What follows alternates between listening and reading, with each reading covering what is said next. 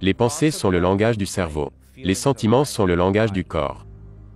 Et comment vous pensez, ainsi que comment vous vous sentez, crée votre état d'être.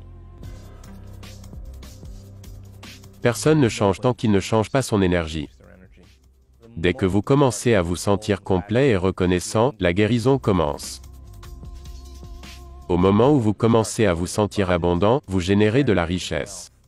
Quand vous serez amoureux de vous et de la vie, vous attirerez votre succès. Je pense que pour se réveiller, certains d'entre nous ont besoin d'un choc. Je participais à un triathlon à Palm Springs en Californie et j'étais sur une portion de la course à vélo. Une voiture m'a catapulté hors de mon vélo et cela me brisa 6 vertèbres de la colonne vertébrale. Je fis un marché avec moi-même, que si jamais je pouvais marcher à nouveau, je passerais le reste de ma vie à étudier les relations entre l'esprit et le corps, ainsi que l'esprit sur la matière. Nous parlons de votre système nerveux pouvant devenir le meilleur pharmacien du monde. Une fois que les gens commencent à y parvenir et qu'ils réfléchissent à cela, la santé et le bien-être peuvent être aussi infectieux que la maladie. J'aimerais donc voir le monde plus aimant, plus pacifique, plus sain, car quand vous croyez en vous, vous croyez en une possibilité. Et lorsque vous cessez de croire en la possibilité, vous cessez de croire en vous-même.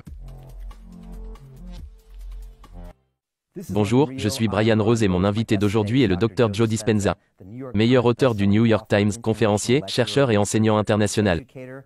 Vos travaux sont à l'intersection de l'épigénétique, des neurosciences et de la physique quantique, motivés par la conviction que chacun de nous a le potentiel de la grandeur. Vous apprenez aux gens à réorganiser leur cerveau et à reconditionner leur corps pour apporter des changements durables.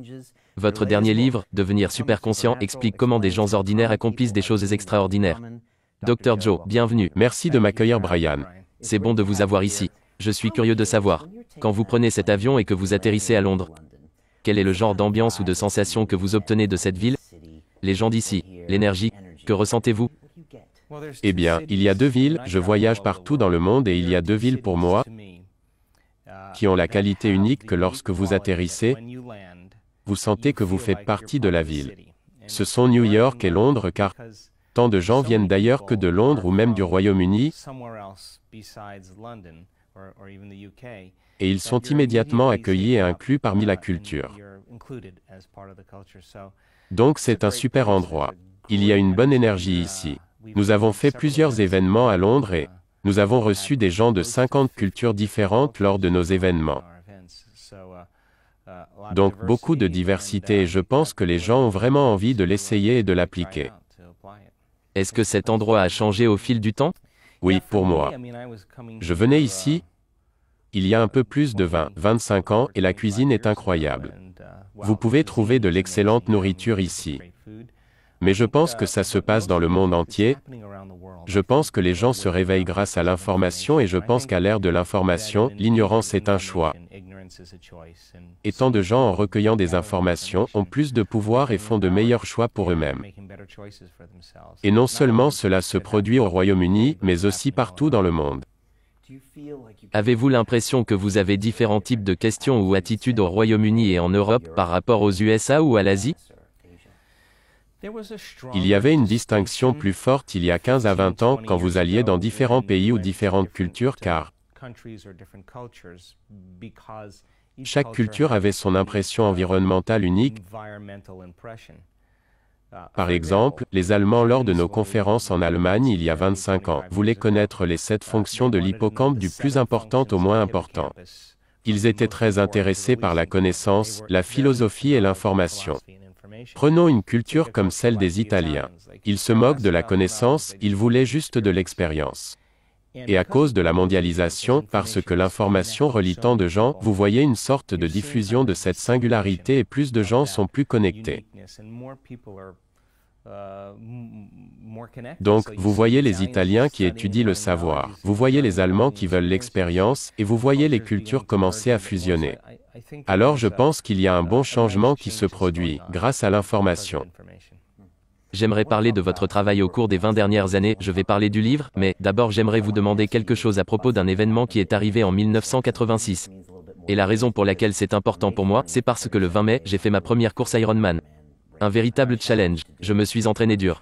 Mais je n'ai jamais eu cette expérience de courir dans l'eau avec 3000 personnes en vélo, puis de courir. À ce moment-là, je suis excité mais je ne suis pas sûr non plus de ce qui va se passer. Mais je ne pense pas que vous seriez assis ici dans cette chaise aujourd'hui sans être allé pour un triathlon similaire en 1986. Et c'est une partie importante de votre vie.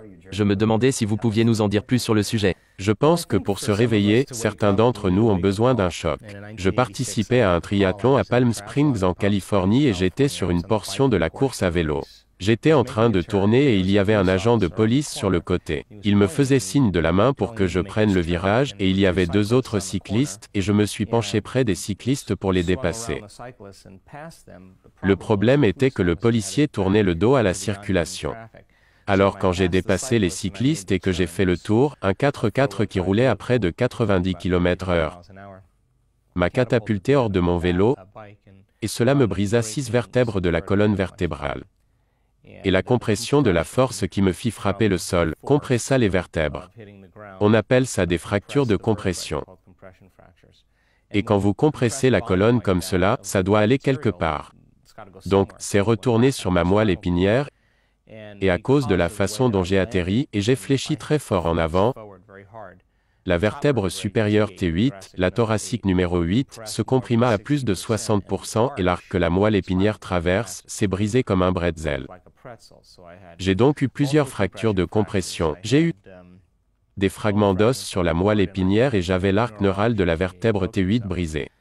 Le protocole typique pour cela est ce qu'on appelle la chirurgie de Harrington, où ils font une laminectomie complète. Ils coupent toutes les parties arrière de vos vertèbres. Dans mon cas, du bas de mon cou jusqu'en bas de ma colonne vertébrale, puis vissent les tiges d'acier inoxydable. L'action de visser les tiges dans les vertèbres pourrait espacer la colonne vertébrale de la moelle et donc faire de la place. Mais si cela ne fonctionne pas, vous êtes toujours dans le même état. Ils m'ont dit que si je ne me faisais pas opérer, je ne marcherais probablement plus jamais. J'ai eu 4 opinions de 4 des principaux chirurgiens du sud de la Californie. 2 étaient de Scripps et 2 de JFK à Palm Springs. C'est ma ville natale. Alors j'ai décidé de ne pas me faire opérer et je me suis dit que je ne ferais rien, et il y a une intelligence qui vit en chacun de nous qui nous donne la vie. Cette intelligence est conscience et être conscient, c'est prêter attention. Donc, il y avait peut-être une raison qu'elle fasse attention à moi. Alors j'ai pensé que je ferais mieux de commencer à prêter attention à elle. Je me suis dit, voyons voir si je peux me connecter à cette intelligence, si je peux m'y connecter et lui donner un modèle, un plan. Et quand j'étais content de ce plan et que j'étais complètement présent, j'abandonnerais ma création à cet esprit plus grand. Car je ne pouvais pas faire la guérison, mais l'intelligence savait comment le faire. Quoi qu'il en soit. Ce fut 6 semaines et demie d'enfer absolu. Je n'arrivais pas à ordonner à mon esprit de faire ce que je voulais faire. Je commençais à reconstruire mes vertèbres dans mon esprit. Puis la prochaine chose à laquelle je commencerais à penser serait comment je devrais vivre dans un fauteuil roulant. Devrais-je vendre ma maison? Devrais-je vendre mon cabinet? Et je devins conscient que je me concentrais sur ce que je ne voulais pas qu'il arrive au lieu de ce que je voulais qu'il arrive. Alors je me suis rendu compte que lorsque vous êtes stressé ou avez subi un traumatisme, que les hormones du stress nous poussent à nous concentrer sur le pire des scénarios, c'est la base de la survie. Donc, après 6 semaines et demie, j'ai commencé à maîtriser la situation et cela m'a pris environ 3 heures par jour au cours des 6 premières semaines et demie et je n'étais jamais satisfait. Mais environ 6 semaines et demie après, j'ai eu l'impression d'y arriver enfin. J'allais au travers de tout le processus sans perdre ma concentration. Car si je perdais ma concentration, je devais tout recommencer car ce n'était pas clair, et quand j'ai enfin réussi à suivre ce processus, quelque chose se déclencha. Et tout d'un coup, c'était plus facile à faire. Et mon corps a commencé à répondre à mon esprit, rapidement. La douleur a chuté, ma condition neurologique a changé, j'ai senti que j'avais plus d'énergie. Ce qui me peinait 3 ou 4 heures, me prenait maintenant 45 minutes. Et soudain, mon corps commença à guérir. Je pouvais tenir sur mes pieds. Et 10 semaines et demie plus tard, je reprenais ma vie. Au bout de 12 semaines, je reprenais l'entraînement physique. Et qu'en pensaient les médecins? Les médecins étaient sûrs que je ne marcherais plus jamais. Ils étaient certains que j'avais reçu un coup sur la tête, qui faisait que je n'étais pas apte à prendre de telles décisions. En 1986, personne n'aurait osé faire cela. Qu'est-ce qui vous a fait penser cela? Comment étiez-vous à l'époque? Étiez-vous ouvert à de nouvelles idées? Je pense que j'étais un peu ouvert d'esprit, mais j'étais plus un philosophe, j'aime les principes mais c'est une initiation. C'était risqué. Ça l'était, j'ai pensé. Si je dois vivre en fauteuil roulant, au moins j'aurais fait de mon mieux. Et ils m'ont dit que si je ne me faisais pas opérer, ils devraient me mettre dans un plâtre, pendant 6 à 12 mois. Donc, quand je suis retourné voir l'un des médecins, qui était le directeur de l'hôpital Scripps à San Diego, il a été époustouflé et était tellement heureux pour moi. Il était celui qui me donnait le moins de chances de guérison. Et il n'en revenait pas. Donc, pendant ce temps, je fis un marché avec moi-même, que si jamais je pouvais marcher à nouveau, je passerais le reste de ma vie à étudier les relations entre l'esprit et le corps, ainsi que l'esprit sur la matière. Et je fais cela depuis 1986. Merci à ce policier. Merci à lui, oui. Et qu'ont dit les médecins quand vous êtes entré en disant, regardez, voici ce qui m'est arrivé? Qu'est-ce que les médecins ont tendance à dire quand vous dites, regardez cette personne, s'est guérie elle-même avec le pouvoir de l'énergie mentale, par opposition à ce à quoi ils sont formés, et qui est correct? Ouvrons-le pour voir ce qu'il s'est passé. Vous savez, faisons les choses d'un point de vue physiologique. Bon ok, parlons-en à plusieurs niveaux. Je ne recommande pas à tout le monde de faire ça. En fait, à l'époque, si c'était un patient que je fréquentais, je lui recommanderais la chirurgie de Harrington, car il y avait beaucoup de problèmes. Mais au jour d'aujourd'hui, et c'est un moment dans l'histoire, dans lequel il ne suffit plus de savoir. C'est un moment dans l'histoire pour savoir comment. Donc, les gens qui travaillent au sein de notre communauté et qui se sont guéris du cancer, du diabète, des rhumatoïdes, de l'arthrite, de lupus, de maladies génétiques rares, du syndrome de Hashimoto, d'eczéma, toutes sortes de conditions de santé. Au début, quand les médecins n'ont pas approuvé les choix qu'ils faisaient, et faisaient une sorte de prophétie selon laquelle ils allaient mourir dans un certain laps de temps. Quand ces personnes allèrent dans le bureau du médecin et cela arriva plusieurs fois. Et le médecin leur demanda, « Qu'avez-vous fait ?» Le patient explique et en vient à « J'active de nouveaux gènes de façon épigénétique chaque jour et j'ai changé mon état d'être. J'efface les émotions du passé et reconditionne mon corps aux émotions du futur. C'était difficile, mais je suis heureux de l'avoir fait. » Et tous les médecins disent, « J'aimerais que tous mes patients soient comme vous. » C'est un changement énorme car les preuves parlent plus fort que les mots. Et je suis très basé sur des preuves. Et nous avons cette nouvelle norme qui prend place. Cette conscience qui commence à se réveiller et qui commence à marquer de plus en plus de gens. Chaque fois que quelqu'un fait cela, c'est une expérience qui se passe sur le terrain et à laquelle les gens peuvent avoir accès. Et je pense que cela se propage dans le monde, et grâce à cela, de plus en plus de gens osent sortir de la norme. Ce qui était autrefois considéré comme imprudent et fou, parce qu'une fois qu'ils ont réussi, ils passent pour un génie, un mystique ou un saint. Les gens sont plus encouragés à le faire aujourd'hui. Donc, chaque fois que quelqu'un réussit, il donne aux autres le goût d'en faire autant. Vous devriez voir à quoi ça ressemble, car sur la scène, lors d'une conférence que nous donnons, j'appelle quelqu'un sur scène chez qui on a diagnostiqué un cancer du sein, un cancer du côlon, diagnostiqué avec un cancer œsophagien. Je pourrais continuer la liste, ils se tiennent sur la scène et ils racontent leur histoire. Et ce n'est pas qu'ils ressemblent à une star de cinéma, de grands sportifs. Ils ne sont pas tous musclés, ils ne sont pas tous jeunes, ils ne sont pas tous beaux. Ce sont juste des personnes ordinaires. Et vous entendez l'histoire de comment ils ont fait.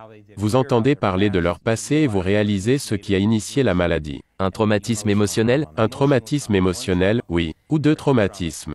Et puis comment ils ont dû surmonter les émotions de leur passé. Maintenant, pensez-y. Les dernières recherches en épigénétique indiquent que c'est l'environnement qui influence le gène. Les gènes sont comme les lumières d'un sapin de Noël, ils s'allument et s'éteignent tout le temps. Les gènes font les protéines et les protéines sont responsables de la structure et du fonctionnement de votre corps. L'expression des protéines, c'est l'expression de la vie. Mais si vous interprétez votre environnement de la même manière chaque jour, vous pensez la même chose, ayez les mêmes comportements, vivez les mêmes émotions, vous gardez les mêmes gènes actifs et les autres gènes inactifs. S'ajoutent à cela les hormones du stress, qui régulent les gènes pour créer la maladie. Alors la question est, si l'environnement influence le gène, et que le produit final d'une expérience dans votre environnement s'appelle une émotion. Vous vivrez les mêmes émotions tous les jours, votre corps croit que c'est la même expérience passée qui rejoue encore, et maintenant, vous vous dirigez vers un destin génétique. Alors, pouvez-vous influencer le gène avant que l'environnement ne le fasse? Et la réponse est oui.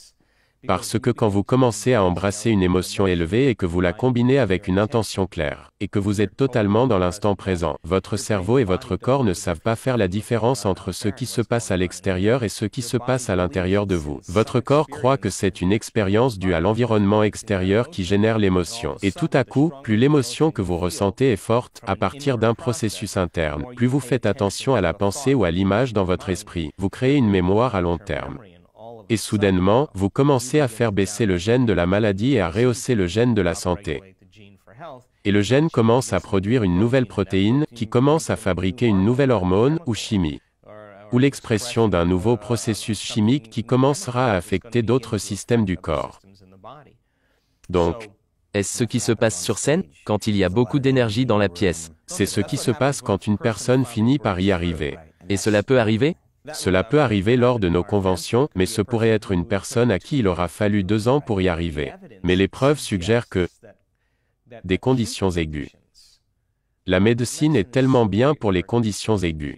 Si vous vous cassez le bras ou avez une appendicite, vous n'irez pas chez un acupuncteur. Vous irez recevoir des soins immédiats. Une condition chronique exige un changement de mode de vie, ce qui signifie que vous devez commencer à faire des choix différents. Vous devez commencer à examiner la façon dont vous vivez votre vie, les choix que vous faites et ce que vous pensez. Et comment vous gérez vos émotions. Alors, la beauté de la chose, c'est que, de la même façon que l'infection se propage et crée la maladie, une fois que les gens commencent à percer et qu'ils réfléchissent à cela, la santé et le bien-être peut être aussi contagieux que la maladie et nous le voyons arriver. Donc, ces médecins souhaiteraient pouvoir prescrire ceci à leurs patients, car ils voient les résultats, mais ils ne peuvent pas prescrire cela à un patient. Le patient doit vraiment venir à vous et vraiment y croire pour que cela se produise. Bien sûr. Et comme je l'ai dit, ce n'est pas pour tout le monde car, après avoir effectué 8500 scanners du cerveau, je peux vous dire que vous et moi sommes à notre meilleur quand nous allons au-delà de nous-mêmes. Allez au-delà de vous-même et le travail. Donc, un médecin qui voit une personne faire de grands progrès car ils managent leurs émotions, qu'ils font attention à ce qu'ils pensent, font de meilleurs choix, et qu'ils ne sont pas dans une spirale autodestructrice. Maintenant, les médecins qui sont devenus mes collègues disent « Quoi que vous fassiez, continuez de le faire, car cela rend notre travail plus facile. » Alors les médicaments qu'ils administrent parfois ne soignent pas la maladie.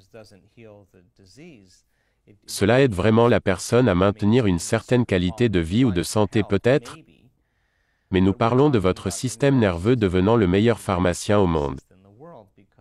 Car quand vous vous rendez compte que vous pouvez faire votre propre pharmacie de produits chimiques comme n'importe quel médicament que vous prendriez, juste en changeant ce que vous ressentez et pensez, oh, une personne devient tout à coup puissante et nos pratiquants peuvent le faire. Donc, vous avez écrit un livre sur l'effet placebo. Était-ce la première fois que vous avez commencé à penser à ce concept? Eh bien, j'ai écrit sur le placebo car j'ai été fasciné par l'idée que vous pouvez donner à quelqu'un une pilule de sucre, une injection saline ou effectuer une fausse chirurgie ou traitement, et un certain pourcentage de ces gens qui vont accepter, croire et s'abandonner à leurs pensées, qu'ils reçoivent réellement la bonne substance ou traitement, commencent systématiquement à programmer leur système nerveux autonome pour fabriquer les bons produits chimiques égaux aux substances qu'ils croient qu'ils prennent.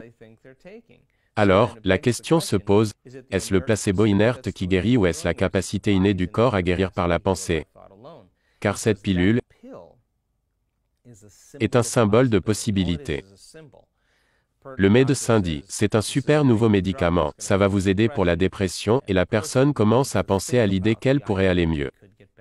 Ils choisissent une nouvelle possibilité dans le champ quantique. Et soudain, certaines personnes deviennent enthousiastes et se sentent remplies d'optimisme ou inspirées par Dieu. Ils commencent à changer leur état émotionnel. Ils combinent une intention claire avec une émotion élevée et ils changent leur état d'être. Et soudainement, j'ai réalisé, avez-vous besoin de la pilule de sucre? Avez-vous besoin de l'injection saline, ou pouvez-vous enseigner à une personne, au lieu de mettre leur foi et leur croyance dans quelque chose d'extérieur à eux? Ce qui créerait la guérison en changeant leur état d'esprit. Peuvent-ils simplement sélectionner une nouvelle possibilité dans le champ quantique au lieu de se concentrer sur le connu? Et revisiter cette possibilité inconnue tous les jours jusqu'à ce que ça devienne le connu? Vous verrez des gens dont la dépression va disparaître, leur anxiété disparaître. Ils n'utilisent plus le placebo, ils guérissent en changeant leur état intérieur. C'est donc à ce moment-là que nous avons commencé à constater ces changements. Avant que j'écrive sur le placebo, c'était un terrain glissant. C'est pourquoi j'ai commencé à mesurer tout le cerveau. Faire des scanners de cerveau et des moniteurs HRV, des tests sur la génétique et le système immunitaire, des tests de chromosomes, car nous savons maintenant que c'est possible. Donc, une personne n'a pas besoin d'une substance externe, elle peut entrer dans un état d'être sans elle. Alors je me suis dit, maintenant que je comprends le principe du placebo, je pourrais l'enseigner encore mieux. Et en effet, vous le pouvez. La communauté médicale reconnaît en quelque sorte que c'est un effet incroyable. Lors du show TV, 60 minutes, il y a 5 ans, ils étaient époustouflés.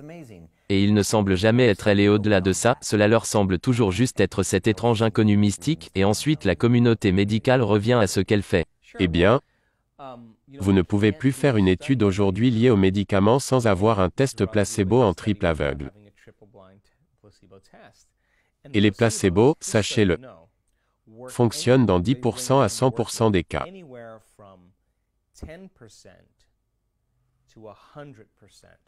Imaginez cela. Par exemple, l'étude sur la dépression, 83% ou 81% des personnes recevant un placebo guérissent aussi bien que ceux à qui on a donné de vrais antidépresseurs. Maintenant, il y a des analyses du cerveau pour montrer les changements dans leur cerveau avant et après. Cela signifie qu'ils fabriquent leur propre pharmacie d'antidépresseurs uniquement par la pensée.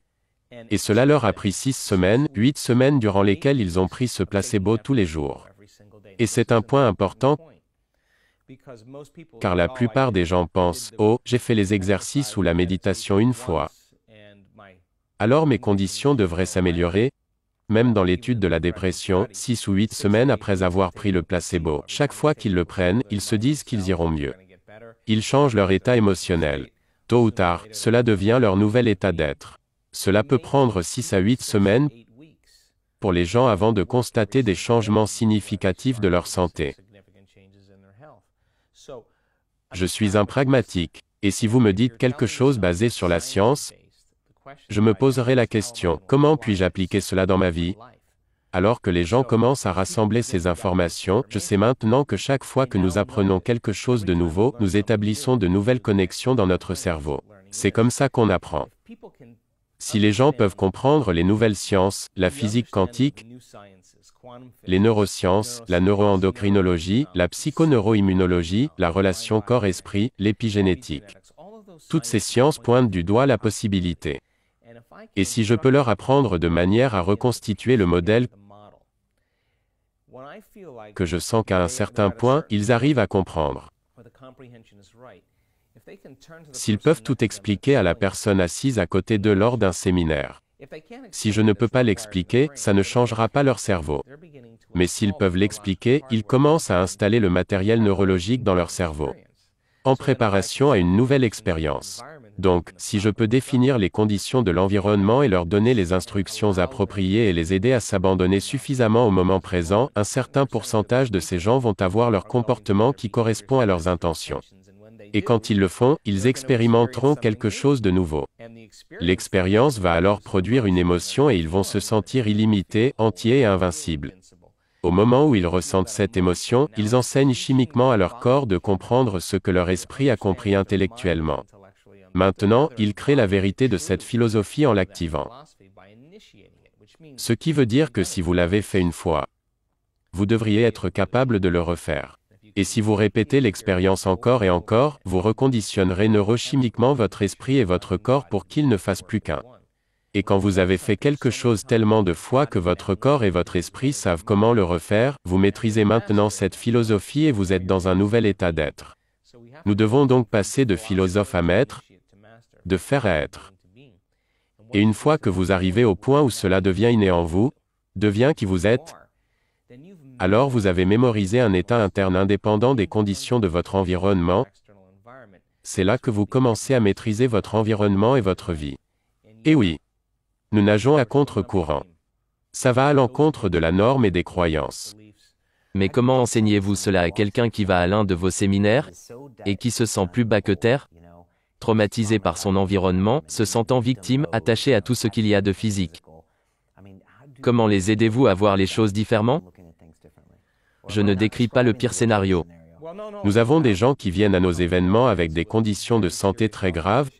Nous avons des gens qui viennent pour cause de stress post-traumatique, des traumatismes de l'enfance ou de la guerre.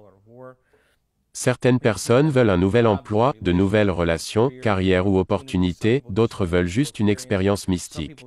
Certains aimeraient juste comprendre comment se créer une meilleure vie.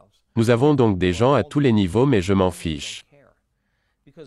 Car peu importe ce qu'est votre vision, vous allez juste devoir être assez passionné afin d'investir votre attention et votre énergie dans cet avenir encore et encore. Vous commencez alors à avoir des retours dans votre vie. Vous rassemblez donc une communauté de personnes, 750, 1000 personnes, 1500 personnes, peu importe. Mais il faut énormément de gens selon vous. Vous trouvez que vous avez de meilleurs résultats quand vous dépassez 1000 personnes. Oui, mais ça marche aussi lors de petits événements. Nous organisons parfois des rencontres privées pour seulement 100 personnes, et c'est pareil. Ce que j'essaie de faire, c'est de connecter ces différentes sciences et les rendre accessibles. Faire réfléchir les gens, utiliser la raison pour leur faire comprendre que s'ils commencent à faire des changements mesurables, ils devraient avoir des résultats. Au début, lors des premiers ou deuxièmes jours d'un séminaire, il y a une réticence, car tout le monde dira « je veux ceci, je veux cela », mais nous sortons de votre zone de confort. Vous en apprenez plus sur vous-même que sur les autres quand vous êtes hors de votre zone de confort. Donc je les pousse en dehors de leur zone de confort. Comment? Nous faisons tout un tas de choses. La plupart des gens veulent juste s'asseoir pour 10 minutes de méditation, mais quand nous allons plus en profondeur, cette méditation prendra plus de temps qu'à l'accoutumée car de l'autre côté de votre peur, se trouve le courage. De l'autre côté de la douleur, se trouve la liberté. C'est la même énergie juste piégée dans le corps. Nous mettons donc en place les conditions pour pousser les gens à aller plus loin que d'habitude. Et une fois qu'ils s'abandonnent, d'un coup, de plus en plus de gens changent leur énergie et ils se connectent tous entre eux. Et au deuxième ou troisième jour, c'est quand le miracle commence à se produire. Vous avez fait cela pendant 30 ans, mais vous m'avez dit plus tôt que l'année dernière, vous aviez vu des choses qui vous ont surpris. Quelque chose qui pour vous, en tant que scientifique, doit être monumental. Du genre, oh, je ne peux pas croire que de telles transformations se produisent. Qu'avez-vous fait de différent et en quoi cela change-t-il votre avenir? Vous savez, je n'ai jamais planifié jusqu'à ce jour. Je n'avais jamais prévu de faire ça. Mais après ma blessure, j'ai commencé à étudier les guérisons spontanées et chercher si d'autres personnes avaient eu une expérience similaire à la mienne. Et quelle est votre définition de la guérison spontanée? Vous traitez de manière conventionnelle ou non conventionnelle et vous restez le même ou ça empire et tout à coup vous allez mieux. Et je voulais savoir quelle était la cause qui produisait cet effet. Guérison spontanée est un terme rassurant pour le domaine médical car ils ne veulent pas être mêlés à cela. Surtout si cela ne correspond pas avec leur livre des croyances actuelles. Donc, quand j'ai étudié les guérisons spontanées, j'ai voyagé dans 17 pays différents et commencé à poser aux gens des questions très importantes sur leur guérison et comment ils avaient fait. J'ai écrit un livre à ce sujet et puis, quand j'ai réalisé ce qu'ils avaient tous en commun, je me suis dit, si ça fonctionne sur les gens malades, ça devrait fonctionner sur les gens qui se sentent bien. Nous avons donc commencé à enseigner cela dans nos séminaires. Plus tard, quand nous avons commencé à voir des gens guérir lors de nos séminaires, en 2 week-ends seulement, comme une tumeur réduite de 40%, l'ouïe qui revient, des choses folles. Personnellement, j'avais du mal à y croire. Mais je me disais, ils doivent activer certains gènes pour faire cela. Alors ok, mesurons tout ça. J'ai donc réuni un groupe de scientifiques et de chercheurs et nous avons commencé à faire ces ateliers avancés. Et nous avons tout mesuré. On mesurait les ondes cérébrales, les HRV, les moniteurs cardiaques. Nous avons mesuré l'énergie dans la pièce, l'énergie autour du corps des gens, l'énergie dans leur corps, la réponse immunitaire, les neurotransmetteurs. On a mesuré l'expression génétique, la régulation des gènes, la longueur des télomères. Et toutes les expérimentations que nous avons faites autour de nos pratiquants lors de ces 4 jours et demi d'ateliers avancés. Nous avons fait l'histoire. Car nous avons vu des choses incroyables. Qui vous ont même surprise. C'est là que ça devient bizarre car j'ai dit, je peux comprendre cela car j'ai vu comment ça pouvait arriver. Et puis, j'ai réalisé que lorsque nous faisons des événements de 4 jours, quand l'événement se terminait, je pensais, mon Dieu, tout le monde est totalement dépassé, l'énergie est incroyable, les gens se sentent libérés, et je restais avec eux 3 jours de plus. Alors, j'ai changé de façon de faire cette année, et aujourd'hui, tous les ateliers sont des cours en ligne, appelés ateliers progressifs. Je n'enseigne plus l'atelier avancé de 4 jours, j'enseigne maintenant toute la semaine. Nous avons maintenant 2 ateliers avancés condensés en une semaine. Et vous savez, des gens que je n'ai jamais vus se tiennent devant la caméra et commencent à parler de leurs conditions, de leurs maladies. Et en un instant, de ces gens qui se lèvent de leur fauteuil roulant, nous avons eu 3 personnes lors de notre dernier atelier en ligne qui se levèrent de leur chaise roulante. Maintenant, j'ai été très surpris de voir ces gens qui étaient avec 1 ou 2 béquilles se mettre à marcher sans. Avec une neuropathie périphérique, une blessure de la moelle épinière, je veux dire. C'est devenu dingue.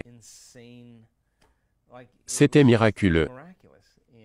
Et lorsque je demande à la fin du séminaire, combien de gens ont une guérison, ou ont amélioré leur santé, je pensais que j'en verrais. Dans notre deuxième séminaire, nous avions un groupe de 850 personnes, je pensais n'en avoir que 27 fois. 1500 personnes se sont levées. Nous leur avons passé le micro et leurs histoires étaient incroyables. Certains systèmes latents ont dû s'activer dans le corps de ces gens, car ils sont sortis de là complètement différents de quand ils sont arrivés. Maintenant, la moitié de cela amène les gens à passer ce point, l'autre moitié est due au fait que l'énergie commence à changer. Chaque fois que vous réagissez, vous puisez dans un champ d'énergie invisible entourant votre corps et le transformez en chimie, et le champ d'énergie vitale émis par votre corps diminue un peu. Continuez de réagir tous les jours à cause d'une menace dans votre environnement réel ou imaginaire. Si vous continuez, vous puisez toujours plus d'énergie du champ et vous n'avez plus d'énergie vitale pour évoluer ou vous réparer. En fait, vous vous sentez plus matière qu'énergie, plus comme particule plutôt qu'onde. Et quand nous sommes dirigés par les hormones du stress, ce qui représente 70% du temps pour la plupart des gens, nous forçons les résultats. Nous contrôlons les résultats, nous essayons de prévoir les résultats. Nous luttons pour les résultats. Nous manipulons les résultats, car nous sommes de la matière essayant de changer la matière. Et il n'y a qu'un nombre limité de choses que vous pouvez faire. Vous pouvez uriner, vous pouvez faire toutes ces choses, mais quand vous commencez à ouvrir votre cœur et commencez à ressentir une émotion élevée. Cela ressemble à ma vie en tant que banquier d'ailleurs. Pour beaucoup de gens, nous le forçons trop. Vous pouvez le forcer dans une certaine mesure, du moins vous pensez pouvoir le faire. Vous allez vous en rendre malade. Et cela ne donnera que de petits bénéfices. Mais c'est transitoire. Donc, quand les gens ouvrent leur cœur et créent un état élevé. Et vous pouvez former les gens à faire cela et nous le mesurons. Le cœur commence à battre de manière plus cohérente et il commence à produire un champ magnétique mesurable large de 2 à 3 mètres. C'est une fréquence, de l'énergie, et toutes les fréquences transportent de l'information. Donc maintenant, la personne connecte son intention, sa pensée sur cette fréquence, et plus cette émotion est élevée, il est logique que cette pensée ne peut qu'être portée que par une émotion égale à cette pensée. En d'autres mots, vous ne pouvez pas vous sentir nul en pensant à l'abondance. Cette énergie, ou souffrance, cette pensée ne peut être portée par cette énergie, elle doit l'être par un état élevé. Donc, quand vous êtes assis à côté d'une personne qui se libère et ouvre son cœur et laisse la culpabilité pour la joie, la peur pour le courage, peu importe. Il régule ses états. Et si je suis assis à côté de vous, et que nos champs commencent à se croiser, si vous êtes cohérent et que je suis cohérent, nous créerons une plus grande onde. Plus l'amplitude est élevée, plus l'énergie dans la pièce sera élevée. Donc, quand vous avez de 750 à 1000 personnes qui font cela, vient un moment critique où je dois juste m'écarter. Car c'est comme si je n'étais plus là. C'est déjà en train de se produire. Tout s'enchaîne tout seul. Lors de notre dernier atelier, nous avons pratiqué la guérison par cohérence. J'ai beaucoup parlé de la recherche qui a été faite à l'université de Harvard sur le champ d'énergie et les systèmes biologiques. Vous allongez une personne à terre, il reste allongé. Nous utilisons ce que nous appelons la cage. Nous mettons 8 personnes autour d'eux, 3 d'un côté, 3 de l'autre, puis le reste devant la tête et les pieds. Ils commencent à lever leur énergie et ils se dépassent. Ils se connectent au champ d'énergie. C'est une partie importante. C'est une partie très importante. Vous ne pouvez penser, mon dos ou mes genoux me font mal, car si vous le faites, vous n'y arriverez pas. Vous ne pouvez penser au temps que ça va prendre. Si vous pensez au temps, vous êtes toujours dans la réalité tridimensionnelle. Si vous pensez, est-ce que je le fais bien ou mal, vous n'avez toujours pas dépassé votre esprit analytique. Mais, si les gens traversent la rivière du changement depuis 5 jours et que nous faisons la guérison par cohérence jusqu'au bout,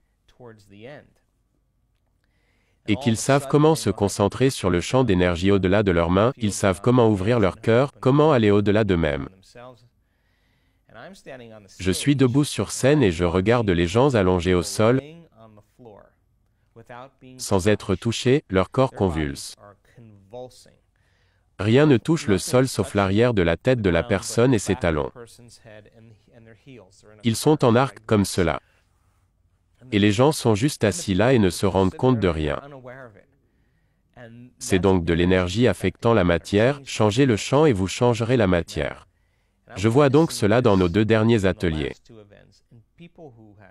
Des personnes qui avaient le cou cassé et marchaient avec des cannes se levaient en disant « Je n'ai aucune idée de ce qui vient de se passer, mais je n'ai jamais senti cette quantité d'amour traverser toutes les cellules de mon corps. Je veux que ce soit ça la nouvelle norme. J'aimerais que ça devienne commun. Et il faut juste aller au-delà de soi puis diriger votre attention de la bonne façon et cela devient une compétence. Et nous avons suffisamment de mesures pour savoir que vous pouvez en faire une compétence. » C'est fascinant car mon cerveau d'ingénieur qualifié se dit « Ok, on ne peut pas quantifier l'énergie et vous ne pouvez pas faire toutes ces choses, mais j'étais dans la salle avec des gens situés à des niveaux d'énergie plus élevés. Voyant un moine qui médite dans un coin et je me sens différent, comme un chauffeur de taxi qui crie sur quelqu'un. Donc, j'ai assisté à cela. Et, dans ma science, on ne nous apprend pas encore à quantifier ceci. Et j'avance et recule sans cesse. Mais je sens tout cela. J'avais l'habitude d'être le gars qui luttait comme le banquier, et aujourd'hui je suis exposé à tous ces concepts. J'enseigne les vieux concepts dont vous parlez dans vos livres. Comme vous dites, certaines choses ne peuvent exister en même temps, vous ne pouvez pas être dans l'abondance et ressentir cela. Donc, j'ai vu que ça marchait. Et, ce qui est intéressant, c'est que vous passez maintenant au niveau supérieur. Je suis presque en train de le quantifier. Voici une chose intéressante qui plaira à votre esprit d'ingénieur, et j'ai un fils aîné qui a une maîtrise en ingénierie et nous faisons des allers-retours tout le temps dans nos discussions. Il est difficile de mesurer l'énergie, mais vous pouvez en mesurer les effets. C'est plus facile de mesurer les effets d'une énergie changeante ou d'une conscience changeante, vous pouvez en mesurer la causalité. Et, mon Dieu, après avoir vu tellement de scanners cérébraux, je peux vous dire qu'au moment où vous allez au-delà de vous-même, quand vous vous déconnectez de votre identité, vous n'êtes plus un homme, plus un Américain, plus un ingénieur, plus un père, plus un athlète. Vous n'êtes plus un nom. Vous allez au-delà de cela. C'est à ce moment-là que vous vous connectez à un champ énorme d'informations. Et une fois que vous y êtes, quand vous n'êtes personne, nulle part, sans temps, vous devenez pure conscience. Et vous êtes maintenant prêt à vous connecter au champ unifié. Et quand vous commencez à y prêter attention, quand vous commencez à y être présent, que vous vous y abandonnez, l'expérimentez encore et encore. Chaque fois que vous interagissez avec, vous établissez des circuits dans votre cerveau. C'est important car la prochaine fois que vous le ferez, vous aurez les circuits en place pour en percevoir davantage. Et si vous prêtez attention et que vous vous y plongez plus profondément, vous en expérimenterez plus. Ce qui signifie que vous allez établir plus de circuits. Et tout d'un coup, lorsque vous vous connectez au champ unifié, vous vous connectez à un champ d'information et d'énergie. En quoi c'est pertinent? Vous ferez l'expérience de plus de plénitude et d'unité au lieu de la séparation créée par les hormones du stress. Plus vous vivez dans le stress, plus vous devenez matérialiste. Vous définissez la réalité par vos sens, car c'est important de définir la réalité par vos sens en contexte de survie. Donc, plus vous vivez avec vos sens, plus vous croyez être un objet dans l'espace et le temps et je suis un objet dans l'espace et le temps et nous avons certaines choses en commun. Donc, nous sommes en quelque sorte connectés, mais on ne se ressemble pas. Si je ne sais rien de vous, je ferai l'expérience d'une plus grande séparation. Quand vous allez au-delà de tout cela et que vous vous connectez à un champ unifié de connectivité interne qui régit tout ce qui est matériel, vous allez commencer à sentir la conscience de tout le monde, de tout, partout et à chaque fois.